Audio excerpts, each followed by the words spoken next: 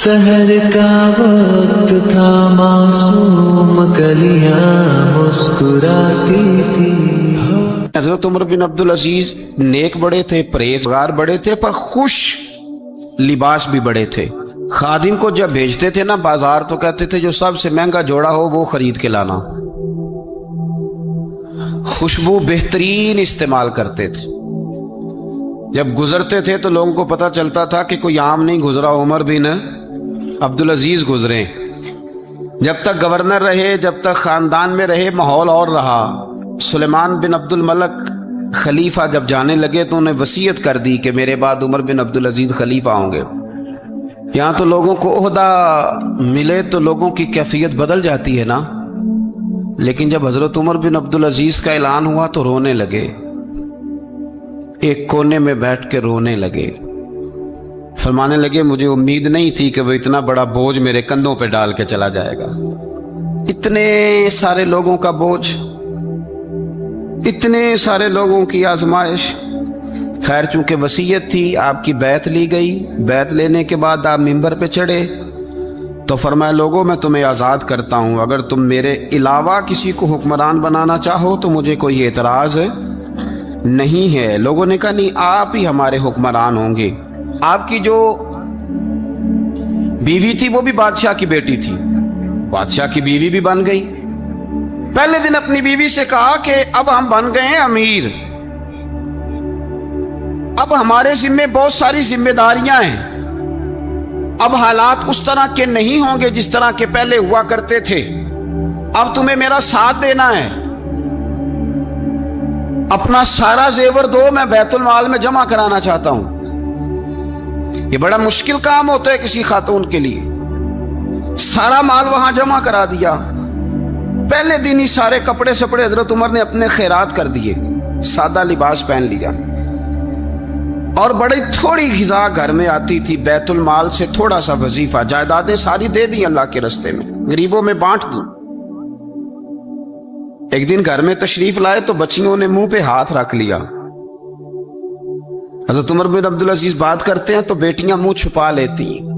पुत्र क्या बात है, मेरे मुंह से बदबू आ रही है, मुंह छुपाती हो? तो बच्चियां खामोश हुई। जब दोबारा पूछा तो कहने लगे अब्बा जी जो आप खर्चा देते हैं ना उसमें 2 वक्त रोटी नहीं पक सकती। और यारो मैं आपको वक्त के अमीर की बात सुना रहा हूं। एक औरत इराक से आई, उसकी 5 यतीम बच्चियां थी तो उसे जरूरत थी वजीफे की। उसने आके पूछा हजरत उमर बिन अब्दुल अजीज का घर कहां? तो लोगों ने फरमाया वो सामने जो टाट और बोरिये का पर्दा लटक रहा है वो उमर बिन अब्दुल अजीज का घर है। दरवाजे पे दस्तक दी तो एक औरत अंदर बर्तन धो रही थी।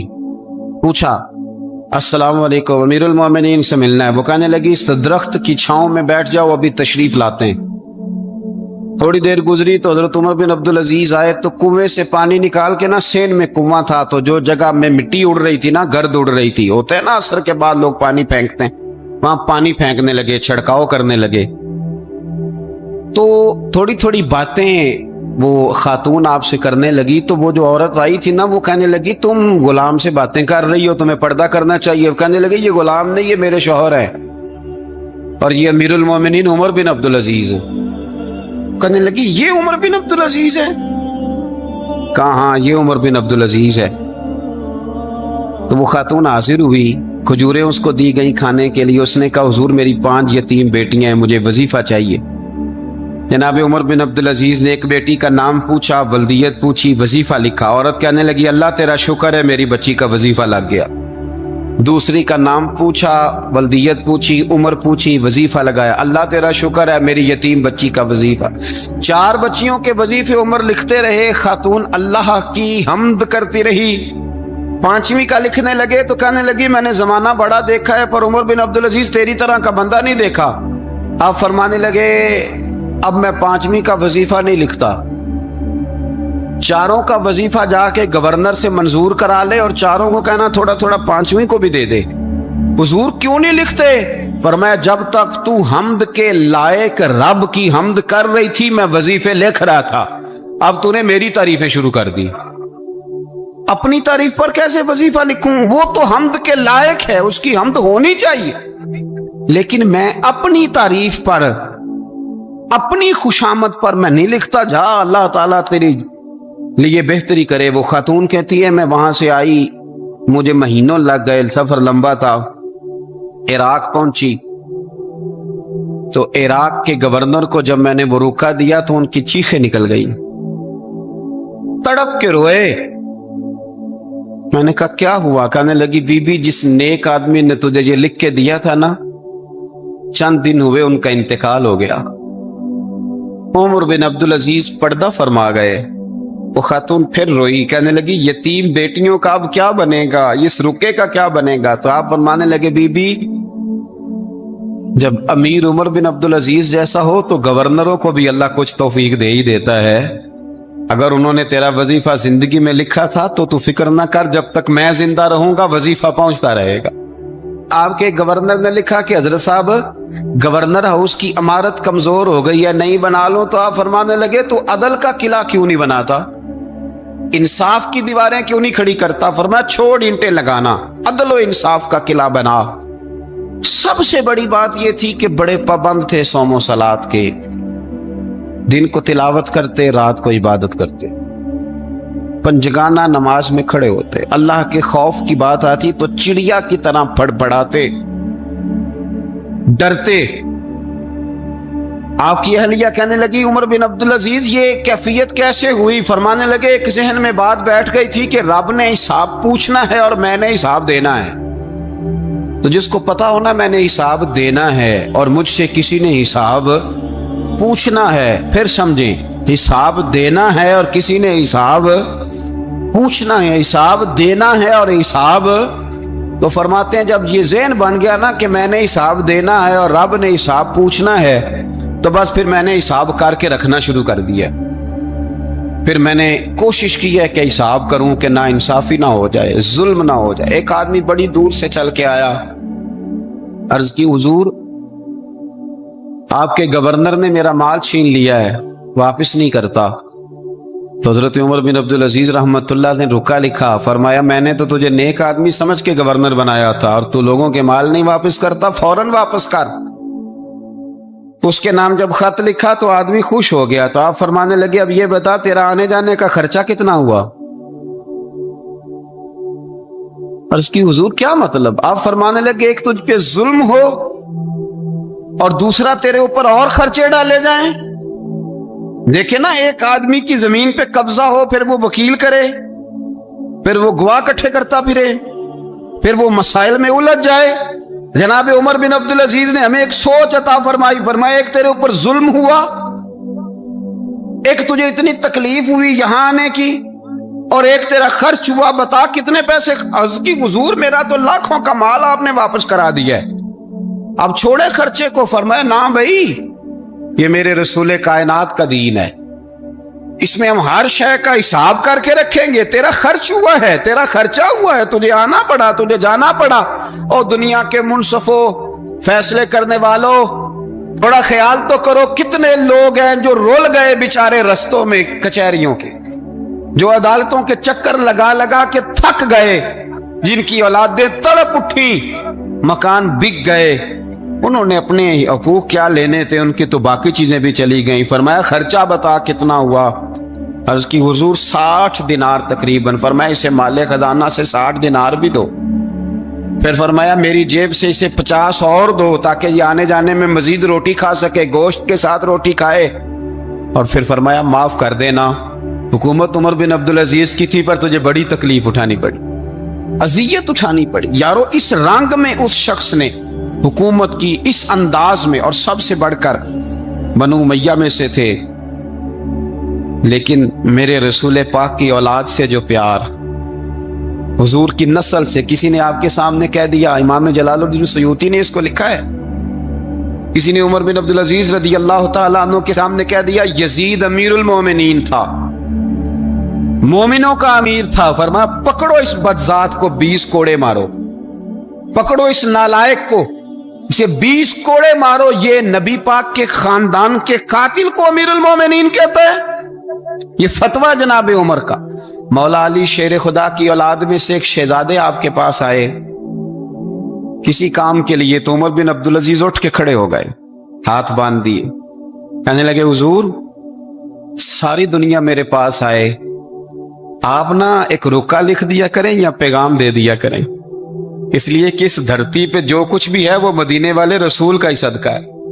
حضور کی اولاد سے پیار، نبی پاک صلی اللہ علیہ وسلم کے خاندان کے ساتھ محبت، حضرت عمر بن عبدالعزیز نے فلاح عامہ کے کام کرائے، بڑے بڑے سرائے بنائے، لوگوں کے ٹھہرانے کا بندوبست کیا، وظائف دیے غریبوں کو، مساجد بنائی، مدارس بنائے، آپ کو مجدد کہا جاتا ہے، نئے سرے سے تجدید کی، علماء سے پیار کیا، صدقات و خیرات کا ایک ایسا ماحول دنیا کے اندر بنایا کہ لوگ کہتے ہیں کہ ہم زکوٰۃ دینے کے لیے بندہ تلاش کرتے تھے، پر جناب عمر بن عبدالعزیز کے زمانے میں کوئی زکوٰۃ لینے والا میسر نہیں آتا تھا۔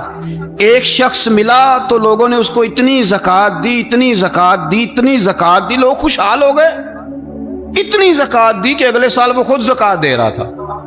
حضرت عمر بن عبدالعزیز نے ایسا ماحول بنا کے لوگوں کو دیا، اس طرح کی نوعیت آپ نے لوگوں کو دی کہ خوشحالی نظر آنے لگی، ذمیوں کے، غیر مسلموں کے حقوق کا بھی تحفظ فرمایا۔ 39 سال عمر پائی، صرف نمازیں بھی پڑھ گئے، صدقے بھی دے گئے، عبادتیں بھی کر گئے، 2.5 سال حکومت بھی کر گئے، اللہ رسول کو راضی بھی کر گئے۔ عمر پائی 39، پورے 40 نہیں، 39 سال عمر پائی، اتنا کچھ کر گئے۔ ہم تو بھی انتظار میں رہتے، ہم تو بھی انتظار میں اٹھ فریدا ستیا تے داڑھی آ گیا ہی پور، اٹھ فریدا، یہ ستیا کا مطلب بابا جی نے غفلت بیان کیا ہے، کہ مطلب یہ نہیں کہ سچی مچی سویا ہوا تھا، کہتے تو غافل ہے، اٹھ فریدا ستیا داڑھی آ گیا ہی پور، اور اگا نیڑے آ گیا ہی، پیچھا رہ گیا ہی دور۔ 40 سال کی عمر میں آپ کو زہر دے دیا گیا، کچھ لوگوں کو برداشت نہیں نہ ہوا۔ ایک شخص آیا رکا لے کے، اس نے کہا حضور پچھلا خلیفہ میرے نام 20,000 دینار لکھ گیا ہے، پر وہ فوت ہو گیا ہے، تو آپ یہ رکا ہے، مجھے 20,000 دینار دے دیں۔ آپ فرمانے لگے سنبھال کے رکھ، شاید میرے بعد والا دے دے، رکا سنبھال کے رکھ، پر مجھ سے نہ امید رکھنا 20,000 دینار تو میں 20,000 گھر میں دوں گا اور 20,000 چولہے جلاؤں گا، میں ایک آدمی کو اتنا امیر کر دوں اور باقی لوگ دیکھتے رہے۔ آپ کو زہر دے دیا گیا، بیمار رہے، بچوں کو بلایا اور میں بیٹا میں جہنم سے ڈر گیا تھا، تمہارے لیے مال نہیں جمع کر سکا، اس دل نکلا، شدید علیل ہو گئے۔ وہ جو آیت میں نے پڑھی ہے نا، آپ کی اہلیہ کہتی ہیں کہ آخری وقت آپ کی زبان پر وہ آیت جاری ہوئی، تلک الدار الآخرۃ نجعلھا للذین لا یریدون علوا فی الارض ولا فسادا والعاقبۃ للمتقین۔ فرمایا یہ آخرت کا گھر ہے، ان لوگوں کو ملے گا جو نہ زمین میں تکبر کرتے ہیں نہ فساد چاہتے ہیں۔ یہ آیت پڑھی اور روح پرواز کر گئی۔ مرنے سے پہلے، وصال سے پہلے 10 دینار یا 20 دینار دے کے اپنے بیٹے کو بھیجا، فرمایا گاؤں میں جاؤ اور میرے لیے زمین خریدو قبر کے لیے، اور اگر گاؤں والے خوشی سے دے دیں تو خریدنا، اور اگر انہیں دقت ہو تو انہیں تنگ نہ کرنا۔ 10 دینار کی زمین خریدنے کے لیے جب بیٹا جانے لگا تو اس نے کہا حضور کچھ لوگوں کی خواہش ہے کہ آپ کا جسد خاکی مدینے لے جایا جائے اور نبی پاک علیہ السلام کے پہلو میں آپ کو دفن کیا جائے۔ آپ فرمانے لگے پتر میں اس قابل نہیں ہوں کہ حضور کے ساتھ دفن کیا جائے، نہ میں اس قابل نہیں ہوں۔ اس طرح کرنا، میرے پاس حضور کے کچھ ناخن اور بال ہیں، جب میرا انتقال ہو جائے تو میری قبر میں رکھ دینا۔ اور پھر حضرت عمر بن عبدالعزیز نے فرمایا مجھے نہ سستا کفن دینا 2 دینار کا، اس سے زیادہ کفن نہ دینا، 2 دینار کا کفن۔ حضور آپ کا مال ہے کچھ پڑا ہوا تو اس میں سے اچھا کپڑا خریدا جا سکتا ہے، فرمایا نہ بھائی 2 دینار کا کفن خریدنا۔ حضور کیوں؟ فرمایا اس لیے کہ اگر میں نیک ہوا تو اللہ مجھے جنت کا لباس عطا فرما دے گا، اگر میں بد ہوا تو یہ بھی تو پھاٹی جائے گا، چیر دیا جائے گا، قبر توڑ دے گی پسلیاں، لہٰذا مجھے مہنگا کفن نہ دینا، 2 دینار کا۔ آپ کے وصال سے کچھ عرصہ پہلے نا آپ نے ایک قاصد بھیجا، روم کے بادشاہ کے پاس وہ گیا تو وہاں اس نے ایک عجیب منظر دیکھا کہ وہاں ایک حافظ قرآن نابینا آدمی قید ہے، اس کی آنکھیں موجود نہیں ہیں اور وہ چکی چلاتا ہے، آٹا پیستا ہے۔ اس قاصد نے اسے پوچھا تو یہاں کب سے ہے اور یہ تیرے ساتھ معاملہ کیسے ہوا؟ تو وہ کہنے لگا مجھے انہوں نے گرفتار کر لیا، پھر مجھے کہنے لگے عیسائی ہو جا، میں نے انکار کیا تو انہوں نے میری آنکھیں نکال دی۔ اب میں صبح شام یہ تھوڑا سا کام کرتا ہوں، چکی پیستا ہوں تو روٹی دے دیتے ہیں۔ وہ قاصد حضرت عمر بن عبدالعزیز کے پاس آیا اور آ کے کہا حضور ایک اس طرح کا مسلمان روم کے بادشاہ کے پاس قید ہے، ایک مسلمان کی تکلیف۔ حضرت عمر بن عبدالعزیز نے جب سنا تو رو پڑے، اور میں وہ قید ہے اور وہاں قید ہے اور ہم یہاں آرام سے بیٹھے ہیں۔ فوراً رکا لکھا، قاصد سے کہنے لگے واپس جا، روم کے بادشاہ کو جا کے کہہ کہ اس نابینا قیدی کو فوراً آزاد کرے، ورنہ میں ایک ایسا لشکر بھیجوں گا کہ اتنا بڑا لشکر بھیجوں گا کہ اس کا پہلا آدمی تیرے پاس ہوگا اور آخری میرے پاس ہوگا، اور تجھے پھر وہ بندہ چھوڑنا پڑے گا، تو ابھی چھوڑ دے، میں تجھے پیغام دے رہا ہوں۔ قاصد کہتا ہے جب میں رکا لے کے پہنچا، ظاہر ہے بڑا لمبا سفر ہوتا تھا، آنے جانے میں مہینوں بھی لگ جاتے تھے۔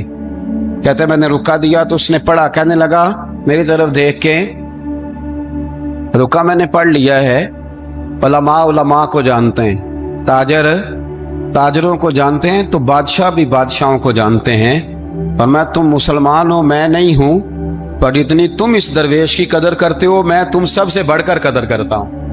میں اس بندے کو لشکر لے کے آنے کی تکلیف نہیں دوں گا، میں ویسے ہی قیدی آزاد کرنے لگا، تم لے جاؤ۔ کہتے ہیں مجھے چند دن وہاں رہنا پڑا، کچھ لوازمات تھے جن کے لیے رکنا پڑا۔ ایک دن میں شاہ روم کے دربار میں گیا تو وہ تخت سے نیچے اتر کے رو رہا تھا، اور اس کی ہچکی بندی تھی اور اس کے سینے سے آواز نکل رہی تھی۔ میں نے پوچھا لوگوں سے کیا ہوا، کہنے لگے خود ہی پوچھ لو۔ میں نے جا کے کہا بادشاہ کیا ہوا، کیوں رو رہے ہو؟ تو کہنے لگا آج دھرتی کا حسن اٹھ گیا ہے، آج سنگار ختم ہو گیا، آج دھرتی کا حسن اٹھ گیا۔ میں نے کہا کیا ہوا؟ کہنے لگے عمر بن عبدالعزیز انتقال کر گئے، تمہارا امیر چلا گیا۔ تو میرے دل میں خیال آیا، میں نے آہ بھری، میں نے کہا پھر ہمارے لیے کیا حکم ہے؟ تو فرمانے لگے وہ چلتا پھرتا راہب تھا، لوگوں کے پاس کچھ نہیں ہوتا تو وہ فقیر ہوتے ہیں، پر اس کے قدموں میں تو خزانے تھے، پر وہ پھر بھی فقیر تھا۔ فرمایا اس کا حکم اگر میں زندگی میں مانتا تھا تو مرنے کے بعد بھی بات مانی جائے گی، تمہارا قیدی بھی تمہیں واپس کیا جائے گا اور عمر بن عبدالعزیز کی بات بھی سنی جائے گی۔ کسی نے حضرت عبداللہ ابن مبارک سے کہا بڑے زاہد ہیں، اب نے دنیا چھوڑ دی۔ فرمایا میں تو عالم فاضل ہو کے زاہد ہوں، زاہد تو اصل میں عمر بن عبدالعزیز تھے جو بادشاہ ہو کے زاہد تھے۔ مالک بن دینار بھی کہتے تھے وہ بادشاہ ہو کے زاہد ہیں۔ ان کا انتقال ہوا تو خواجہ حسن بصری فرمانے لگے آج دنیا سے بہترین آدمی چلا گیا۔ حضرت سیدنا امام احمد بن حنبل فرمایا کرتے تھے جو عمر بن عبدالعزیز کا ذکر کرے رب تو اس پر بھی رحمت نازل فرمائے گا۔ ارے یہ تو وہ شخص ہے کہ جب تک موجود تھا تو حسن موجود تھا، اور آج بھی ان کا ذکر کریں تو اللہ دلوں میں نور پیدا کر دیتا ہے۔ حضرت عمر بن عبدالعزیز رحمت اللہ علیہ تو وہ نیک آدمی تھے کہ ایک شخص آپ سے گفتگو کر رہا تھا، سرکاری بات چیت ہو رہی تھی تو چراغ بھی سرکاری جل رہا تھا۔ اس نے پوچھا حضور چلے سرکاری بات تو ختم ہوئی، طبیعت کیسی، حال کیا؟ فرمایا ٹھہر جو، ایک چراغ بند کر کے دوسرا جلا لیا۔ اس نے کہا حضور یہ کیا؟ آپ فرمانے لگے وہ سرکاری چراغ تھا، یہ میرا ذاتی ہے۔ جس شخص نے اتنی باریک بینی کے ساتھ تقوی اختیار کیا ہو، نبی پاک سے اتنی محبت کی ہو، دعا کرتے ہیں اللہ ان پہ کروڑوں رحمتیں فرمائے، اللہ ان پہ بے حساب برکتوں کا نزول فرمائے۔ دو باتیں حضرت عمر بن عبدالعزیز کی زندگی میں ہمیشہ غالب رہی، ایک تو دنیا ہونے کے باوجود دنیا سے دل نہیں لگا، یہ دو باتیں آپ نے یاد رکھنی، دل نہیں لگایا دنیا سے۔ مال تھا، دولت تھی، پر وہ اس چکر میں نہیں پڑے کہ یہ مہنگا جوڑا میرے گھر کیوں نہیں، یہ اعلیٰ کار کیوں نہیں، اب یہ والا میں نے گھر، ایک اینٹ پر دوسری اینٹ نہیں رکھی ساری زندگی، کیونکہ وہ سمجھتے تھے زندگی مختصر ہے تو 40 سال کی زندگی میں ہی کمال کر گئے۔ اور دوسرا حضرت عمر بن عبدالعزیز نے ہر وقت ایک چیز اپنے ذہن میں رکھی کہ مجھے اللہ کے سامنے کھڑے ہونا، اللہ تبارک و تعالیٰ نے پھر ایک خوبصورت انسان بنو امیہ کی حکومت تھی، اسی میں سے ایک خوبصورت دھلا ہوا، سجا ہوا، سمرا ہوا، خوشبو والا، میٹھا بھی، ٹھنڈا بھی، پیارا بھی، نیک بھی، متقی بھی، اصول والا بھی، رسول اللہ علیہ السلام کا غلام حضرت عمر بن عبدالعزیز، اللہ تعالیٰ نے یہ مرد مجاہد پیدا فرمایا۔ آپ مدینہ شریف میں پیدا ہوئے، آپ کے جو والد گرامی تھے وہ مصر میں گورنر تھے۔ حضرت عمر بن عبدالعزیز رحمت اللہ تعالی علیہ کی جو والدہ ہیں وہ حضرت عمر فاروق کی پوتی ہیں، تو آپ کی رگوں میں فاروقی خون بھی تھا۔ حضرت عمر بن عبدالعزیز رحمت اللہ تعالی علیہ کے والد گرامی نے آپ کو مدینے میں پڑھنے کے لیے چھوڑا۔ حضرت صالح بن کیسان ایک عالم اور محدث تھے، ان کے پاس آپ نے تعلیم پائی، اور جناب عمر بن عبدالعزیز رحمت اللہ تعالی علیہ کے والد اگرچہ مصر میں تھے لیکن آپ کو مدینہ میں رکھا، آپ نے مکمل تعلیم حاصل کی، علم حاصل کیا، چھوٹی سی عمر میں قرآن پاک کے حافظ بھی ہو گئے۔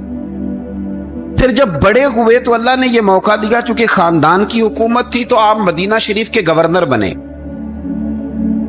اور مدینہ منورہ کے ساتھ ساتھ آپ کو طائف کی حکومت بھی ملی، مکہ مکرمہ کی حکومت بھی ملی۔ پھر بعض جگہ پہ تو یہ ہے کہ آپ نے خود کسی وجہ سے استعفیٰ دیا، اور بعض جگہ یہ ہے کہ سازش کر کے آپ کو معزول کیا گیا۔ لیکن حضرت عمر بن عبدالعزیز نیک بڑے تھے، پرہیزگار بڑے تھے، پر خوش لباس بھی بڑے تھے۔ خادم کو جب بھیجتے تھے نا بازار تو کہتے تھے جو سب سے مہنگا جوڑا ہو وہ خرید کے لانا۔ خوشبو بہترین استعمال کرتے تھے، جب گزرتے تھے تو لوگوں کو پتہ چلتا تھا کہ کوئی عام نہیں گزرا، عمر بن عبدالعزیز گزرے۔ جب تک گورنر رہے، جب تک خاندان میں رہے، ماحول اور رہا۔ سلیمان بن عبد الملک خلیفہ جب جانے لگے تو انہیں وصیت کر دی کہ میرے بعد عمر بن عبدالعزیز خلیفہ ہوں گے۔ یہاں تو لوگوں کو عہدہ ملے تو لوگوں کی کیفیت بدل جاتی ہے نا، لیکن جب حضرت عمر بن عبدالعزیز کا اعلان ہوا تو رونے لگے، ایک کونے میں بیٹھ کے رونے لگے، فرمانے لگے مجھے امید نہیں تھی کہ وہ اتنا بڑا بوجھ میرے کندھوں پہ ڈال کے چلا جائے گا۔ اتنے سارے لوگوں کا بوجھ، اتنے سارے لوگوں کی آزمائش۔ خیر چونکہ وصیت تھی، آپ کی بیعت لی گئی، بیعت لینے کے بعد آپ ممبر پہ چڑھے تو فرمایا لوگوں میں تمہیں آزاد کرتا ہوں، اگر تم میرے علاوہ کسی کو حکمران بنانا چاہو تو مجھے کوئی اعتراض نہیں ہے۔ لوگوں نے کہا نہیں، آپ ہی ہمارے حکمران ہوں گے۔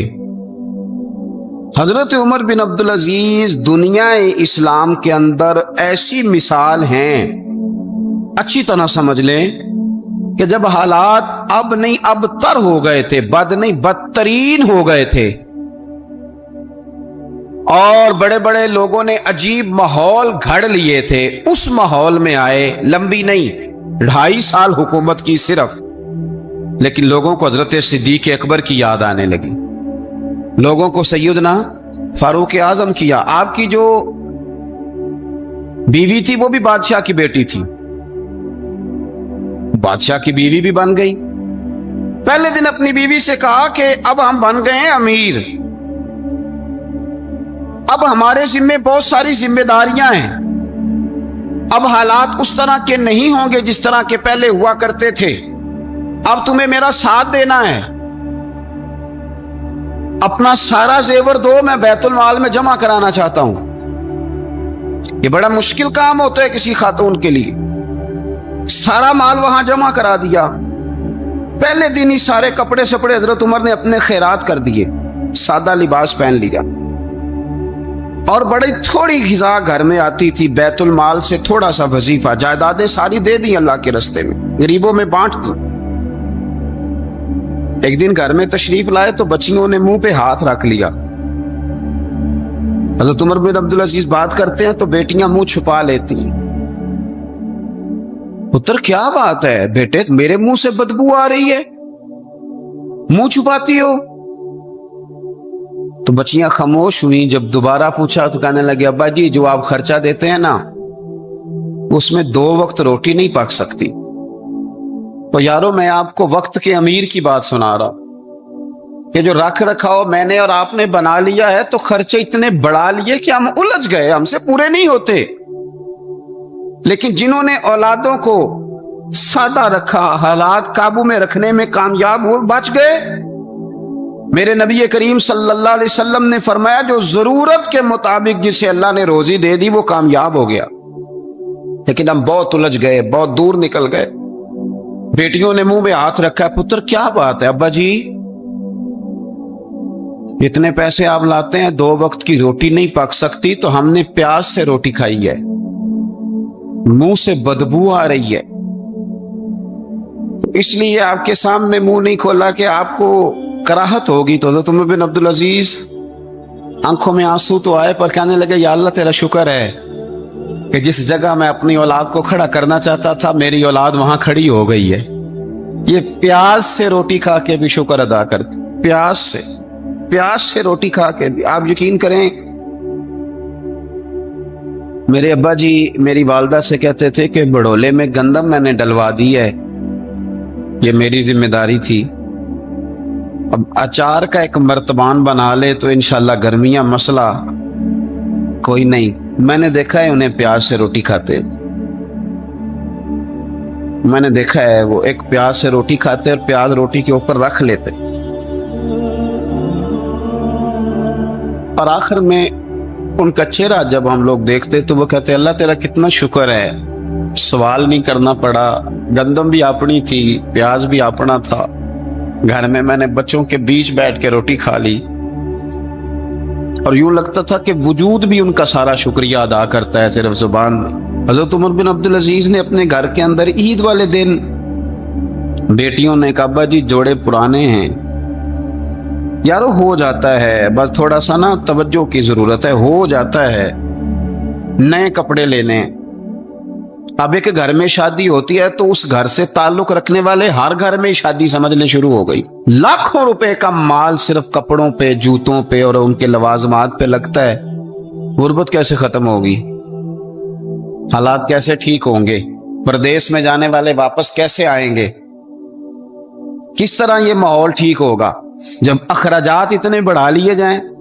حضرت عمر بن عبدالعزیز رحمت اللہ علیہ کی بیٹیوں نے کہا عید پہ کپڑے لینے، ضد کی تو جناب عمر نے اپنے وزیر خزانہ کو خط لکھا پر میں 1 مہینے کی تنخواہ مجھے ایڈوانس دے دو، بیٹیوں کے کپڑے لینے ہیں۔ تو جب بادشاہ عمر بن عبدالعزیز جیسا ہو تو پھر وزیر بھی نیک ہی ہوتے ہیں، وزیر بھی نیک۔ تو وزیر کہنے لگا حضور کچھ باتیں آپ سے سیکھی ہیں، اگر اجازت دیں تو کر لوں؟ کہا جناب کرو۔ کہنے لگے آپ 1 مہینے کی تنخواہ ایڈوانس مانگ رہے ہیں، آپ 1 مہینے تک زندہ رہیں گے؟ یہ آپ سے سیکھی ہوئی باتیں۔ حضرت عمر بن عبدالعزیز کہنے لگے رب تیرا بھلا کرے، تو نے سوئے ہوئے عمر کو پھر سے جگا دیا۔ بیٹیوں سے آ کے کہنے لگے پتر پرانے کپڑے دھو کے پہن لو، اگر کپڑے دھو کے پہن لوگی اور پہن کے رب کی بارگاہ میں کھڑے ہوگی تو رب تو پہلے ہی بڑا قبول فرمانے والا ہے، اللہ تو پہلے ہی بڑا قبول کرنے والا ہے۔ تو صاحب یاد رکھیں حضرت عمر بن عبدالعزیز نے اپنے گھر کے اندر یہ ماحول پیدا کیا، اپنے گھر کے اندر یہ کیفیات آپ نے بنائی، بنا کر کے سجائیں۔ میرے عزیز یاد رکھیں کچھ چیزیں ایسی ہوتی ہیں جن پر انسان اگر توجہ کر لے تو آسانی سے معاملات ٹھیک ہو جاتے ہیں۔ حضرت عمر بن عبدالعزیز نے خود بھی سادگی اختیار کی، آپ کے بچوں نے بھی سادگی۔ ہوتا یہ ہے کہ جس طرح کا حکمران ہوتا ہے نا، رعایا پر اس کے اثرات ہوتے ہیں، یہ ایک اصولی بات ہے، جس طرح کا حکمران ہو رعایا پر اس کا اس طرح کا۔ ولید بن عبد الملک جب حکمران تھا نا تو اسے عمارتیں بنانے کا بڑا شوق تھا، بڑی بڑی بلڈنگیں کھڑی کرنا، بڑے بڑے محلات بنانا۔ تو اس زمانے میں ہر آدمی بلڈنگ کی بات کرتا تھا، ہر آدمی جو ہوتا تھا وہ کسی نہ کسی نئے مٹیریل کی بات کرتا تھا، نئے نقشے کی بات کرتا تھا۔ جب سلیمان بن عبد الملک حکمران بنا تو سلیمان بن عبد الملک جو تھا اس کو شوق تھا شادیاں کرنے کا، یہ بھی شوق ہوتا ہے بادشاہوں۔ اس زمانے میں لوگ شادی کی بات کرتے تھے، نکاح کی بات کرتے تھے، بیاہ کی بات کرتے تھے، تو پورے ماحول کے اندر ایک چیز پیدا ہو گئی تھی۔ لیکن جب حضرت عمر بن عبدالعزیز کا زمانہ آیا تو وہ راتوں کو عبادت کرتے تھے، وہ وظائف پڑھتے تھے، وہ قرآن پاک کی تلاوت کرتے تھے، وہ اللہ کا ذکر کرتے تھے۔ تو پھر ایک ماحول بن گیا جو ذکر الہی کا ماحول تھا، پھر ایک ماحول بن گیا جو تقوی کا ماحول تھا، پھر ایک ماحول مارد وجود میں آیا جو پرہیزگاری کا ماحول تھا۔ عام عوام بھی اللہ کے ذکر کی باتیں کرنے لگی، عام ماحول بھی اس طرح۔ حضرت عمر بن عبدالعزیز نے سب سے پہلا یہ کام کیا کہ بادشاہی پروٹوکول ختم کرائے،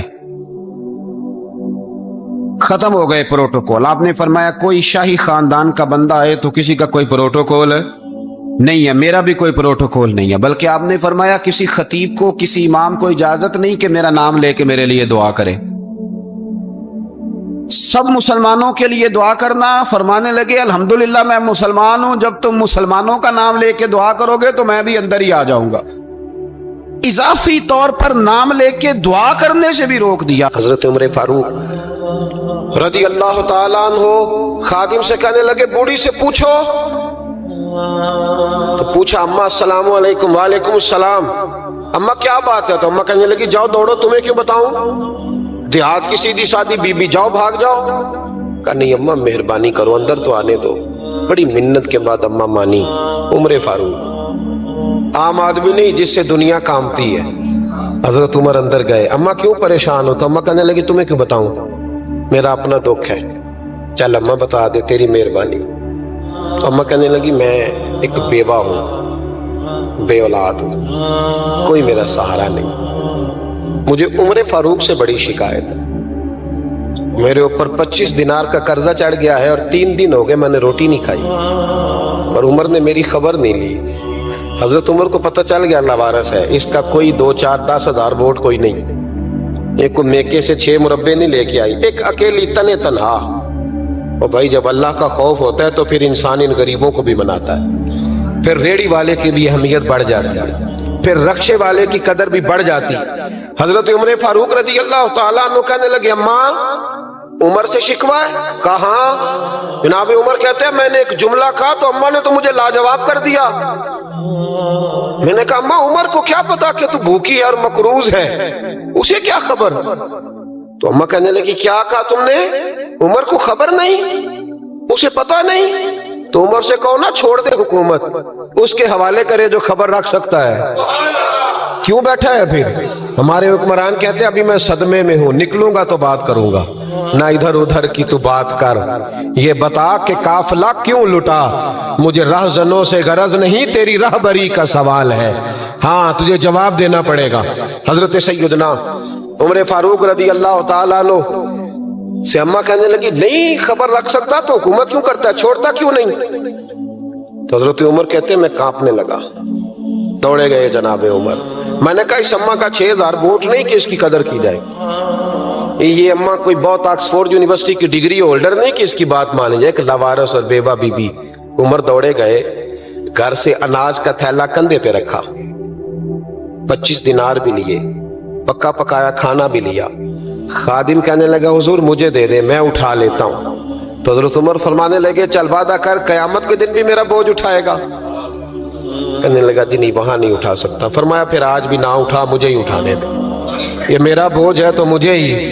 اماں کے سامنے 25 دینار بھی رکھے، پھر اماں کو حضرت فاروق اعظم نے 2 مہینے کا راشن بھی دیا، پھر پکا پکایا کھانا بھی دیا۔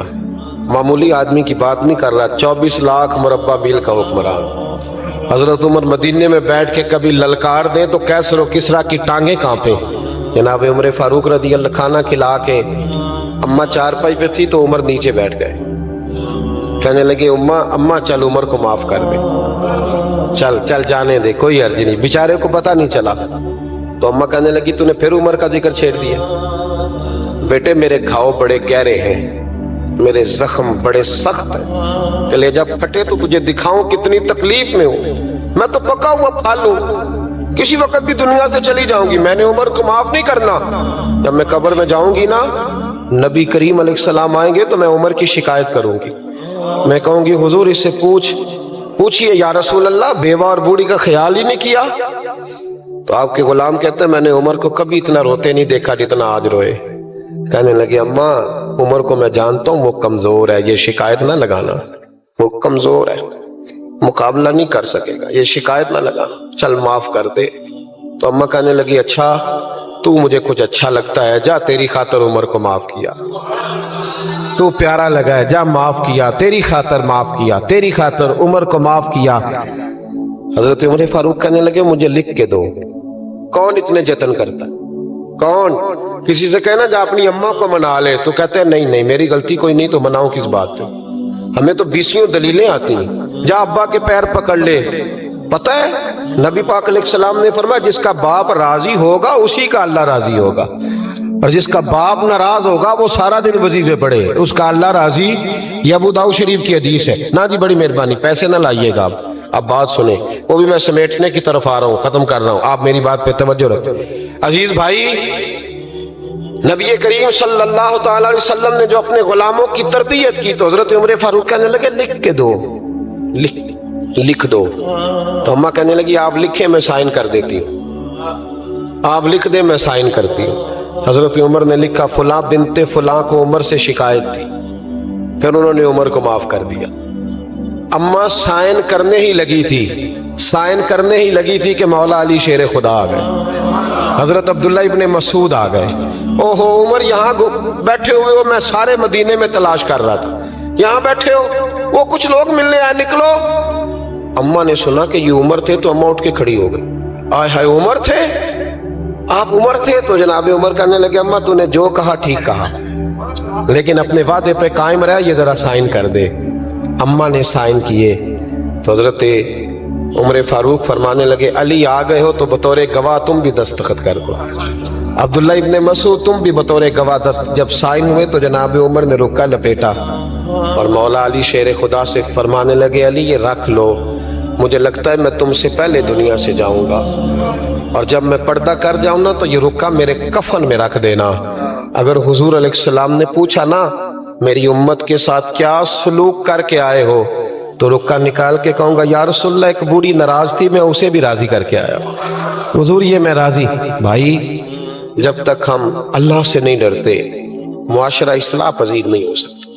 حضرت عمر فاروق رضی اللہ تعالیٰ عنہ نا باہر والوں کا بھی بڑا سخت حساب کرتے تھے۔ بڑا ایک گورنر صاحب نے لباس بڑا شاندار پہننا شروع کر دیا تھا تو حضرت عمر نے اتروا کے نا تو انہیں ٹاٹ کا لباس پہنا کے تو اونٹ چرانے کی ڈیوٹی دے دی تھی، اتنا سخت احتساب کرتے۔